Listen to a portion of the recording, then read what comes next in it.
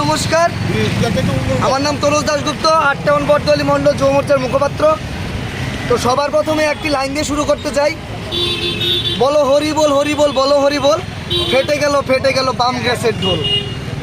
আমাদের ত্রিপুরা আজকে আরও 2 জন ভারতীয় জনতা পার্টির বিধায়ক পেয়েছে, যারা সর্বদাই জনসেবায় নিযুক্ত থাকেন। এরকম 2 জন বিধায়ক আমরা আজকে পেয়েছি। তার জন্য সর্বপ্রথম আমরা ধন্যবাদ জানাবো মুখ্যমন্ত্রী মানিক সাহাজির অক্লান্ত পরিশ্রমকে এবং ওনার স্বচ্ছ নিয়োগ নীতিকে।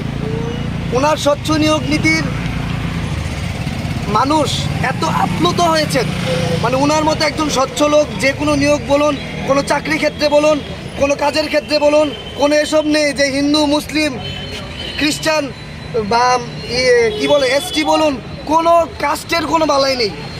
আপনার যোগ্যতা আছে, আপনি পাবেন। এটাই হয়েছে মানিক সাহাজির নেতৃত্বে আজকে ধনপুর বিধানসভা এবং বক্সনগর বিধানসভার বিন্দু দেবনাথ এবং তোফাজ্জল হোসেন 2 জন বিপুল পরিমাণে জয়যুক্ত হয়েছেন। এবং আজকে আবার ত্রিপুরাবাসীকে একটা জানান দিয়ে দিয়েছে, বামফ্রন্ট আর ফিরছে না ত্রিপুরা, বামফ্রন্ট আর এই ত্রিপুরায় ফিরছে না। যতদিন মানিক সাহাজির মতো নেতৃত্ব ত্রিপুরার বুকে আছেন, ততদিন বামফ্রন্ট কেন, কংগ্রেস কেন, অন্য কোনো দল ত্রিপুরার মাটিতে পা রাখতে পারবে না। এটাই হয়েছে ভারতীয় জনতা পার্টি, এটাই হয়েছে মানিক সাহাজি।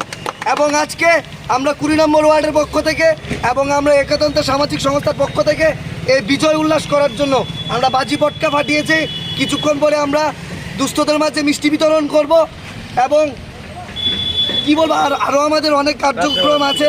রাত্রেবেলাও আমাদের অনেক প্রোগ্রাম আছে, আপনারা তো পাশে থাকবেনই। এবং